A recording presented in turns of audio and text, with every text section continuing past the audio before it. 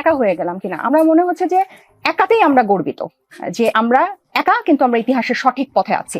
আমাদের এই জুলাই সনদের আইনি ভিত্তি বা এটার বাস্তবায়নের পদ্ধতি, যেটাতে সব দল একমত হয়েছিল, এটা ছাড়া, এই সইটা একটা আনুষ্ঠানিকতা ছাড়া আর কিছু না, এবং আমরা একা, এবং এটাতে আমরা এখন গর্বিত আরো বেশি।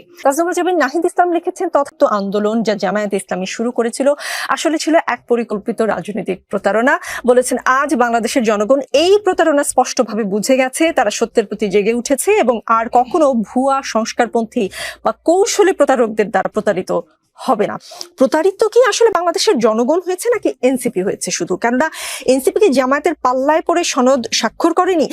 জামায়াত কি আসলে এনসিপি কে বিট্রে করেছে বলে সেই হতাশা থেকে এই ধরনের কোনো কথা কিনা? না, এটা এনসিপি কারো পাল্লাই পড়ে নাই। এটা আমরা গত 8 মাসে অনেকবার বুঝানোর চেষ্টা করেছি, কিন্তু আমাদের দৃঢ় বিশ্বাস আমাদের পথ চলা যত সামনে আগাবে এটা আরো স্পষ্ট হবে আপনাদের কাছে এবং মানুষের কাছে। গালিব ভাই অনেকগুলো বললেন যে কোন কোন রিফর্ম প্রস্তাবে রাজি হয়েছে, কিন্তু যে মূল কথাটা বললেন না যে এই জুলাইয়ের আইনি ভিত্তি। আমরা তো বলেছি যে জুলাই সনদটাকে কে কোনটাতে একমত হলো, ভিন্ন মত হলো, এটার উপরে জুলাই সনদ সাইন হতে পারে না। এবং আপনি যদি গণমাধ্যমে জামাতের বিভিন্ন নেতার বক্তব্য দেখেন, তারা গত 2 মাসে সিরিয়ালি বলেছে তারা জুলাই আইনি ভিত্তি না হলে সনদে তারা সই করবে না। ইভেন আজকে একজন বলেছে যে জুলাই বাস্তবায়ন যদি পদ্ধতি যদি না হয়, আদেশ যদি জারি না হয়, তারা স্বাক্ষর প্রত্যাহার করবে। স্বাক্ষর নিশ্চয়ই পেন্সিল দিয়ে করা হয় না, যেটা ইরেজ করে আবার প্রত্যাহার করবে। তাহলে এখন মূল আলোচনাটা কিন্তু আপনি নাহিদের বক্তব্যটা যদি আরো একবার দেখেন, এটা কিন্তু কোন প্রস্তাবে রাজি হয়েছে এবং ভিন্ন মত আছে এটা না, এটা কিন্তু প্রত্যেকটা রাজনৈতিক দলের সাথেই কিন্তু আমাদের এই ভিন্ন মতটা থাকবে, এবং নোট অফ ডিসেন্টটা নিয়েই কিন্তু আমরা এক ধরনের আলোচনা করছি, এবং এটার আমাদের একটা 3টা দাবির একটা দাবি যেটাতে কারণে আমরা সইটা বিলম্বিত করছি। এবং এই যে আপনি বললেন কারো পাল্লায় পড়ে, আমাদের এই 3টা দাবি যদি আপনি দেখেন, 3টা দাবি কিন্তু মানুষের সাথে সংশ্লিষ্ট, কারো সাথে কোনো রাজনৈতিক দল, ইভেন এনসিপির নিজস্ব না। এই যে ব্যক্তিগত হতাশা, যেমন গালিব ভাই এর একটা বক্তব্য আমি দেখেছিলাম যে এনসিপি নেক্সট ইলেকশনে কোনো ইম্প্যাক্ট ফেলবে না। দেখেন, নেক্সট ইলেকশনের কে এইম করে এনসিপি রাজনীতি করতে আসে নাই। এনসিপির জন্মটা গণ অভ্যুত্থানের পরে, এবং এই যে রিফর্মগুলো এবং গণতান্ত্রিক পথে যে বাংলাদেশের যাত্রা, এটাতে আমাদের দৃঢ় অবস্থান আমরা বারবার ব্যক্ত করেছি। আরেকটা বিষয় একটু তাসুবা, বুঝলাম যে আসলে জামায়াত চেয়েছিল বা বলেছিল আপনাদেরকে আইনি ভিত্তি না হলে তারা স্বাক্ষর করবে না, কিন্তু জামায়াত স্বাক্ষর করে ফেলেছে। এই প্রশ্নটাই আসলে আপনাকে করেছিলাম যে জামায়াত স্বাক্ষর করে ফেলায় আপনারা একা হয়ে গেলেন কিনা।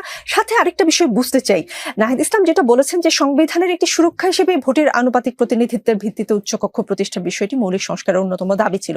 আমরা এই ধরনের মৌলিক সংস্কার এবং বৃহত্তর জাতীয় ঐক্যের ভিত্তিতে জুলাই সনদের আইনি কাঠামো তৈরির জন্য একটি আন্দোলন গড়ে তুলতে চেয়েছিলাম, কিন্তু জামায়াত এবং তার সহযোগীরা এটি ছিনতাই করেছে। তারা একে একটি কাঠামোগত পিআর বিষয়ের মধ্যে সীমাবদ্ধ করে ফেলেছে এবং এটাকে তাদের ক্ষুদ্র দলীয় স্বার্থ উদ্ধারের জন্য দর কষাকষির একটি হাতিয়ার হিসেবে ব্যবহার করেছে। মানে জামায়াত কি পেতে আসলে দর কষাকষি করেছে, কার সঙ্গে দর কষাকষি করেছে, এই বিষয়ে কোনো প্রমাণ আছে কিনা, নাকি জামায়াতের প্রক্সি দল এনসিপি না, বা জামায়াতের সাথে একটা দূরত্ব হয়েছে সেটা প্রমাণ করার জন্য আপনারা এটা করছেন, এটাও আপনাদের একটা রাজনৈতিক কৌশল?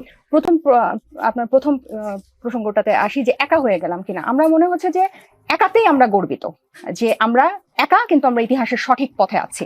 আমাদের এই জুলাই সনদের আইনি ভিত্তি বা এটার বাস্তবায়নের পদ্ধতি, যেটাতে সব দল একমত হয়েছিল, এটা ছাড়া, এই সইটা একটা আনুষ্ঠানিকতা ছাড়া আর কিছু না, এবং আমরা একা, এবং এটাতে আমরা এখন গর্বিত আরো বেশি।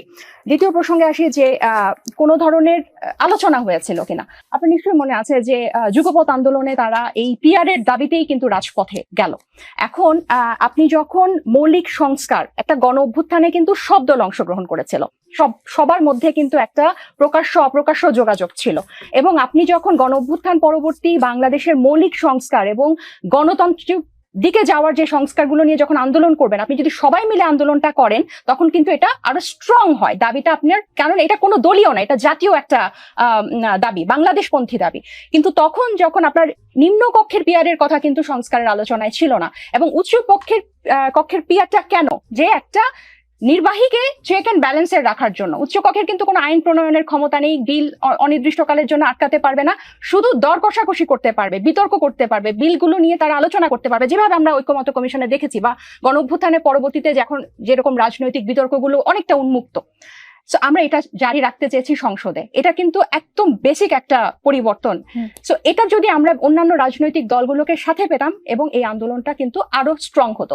কিন্তু ওইখান থেকে ছিটকে গিয়ে যখন আপনি নিজ দলের স্বার্থে আপনি যখন শুধু নিম্নকক্ষের পিয়ারের জন্য আপনি যদি বলতেন যে মনোনয়ন, মেয়েদের মনোনয়ন 2025-এ এসে 5% দলীয় কেন, এটা কেন 50% হবে না, 20% হবে না, আমি যেতাম ওখানে ওই আন্দোলনে, তাহলে এটা তো কোনো ধরনের গণতান্ত্রিক দিকে আগানোর মতো কোনো দাবি তারা করে নাই। এবং তারা আলোচনা চলাকালীন সময়, ঐক্যমত্য কমিশনের আলোচনা চলাকালীন সময় আলোচনা টেবিল ছেড়ে তারা চলে গেল রাজপথে, এবং অনেকটা একাই তাদের নিজস্ব এজেন্ডা নিয়ে, পুরো ব্যাপারটা নিয়ে কিন্তু তারা গেল না।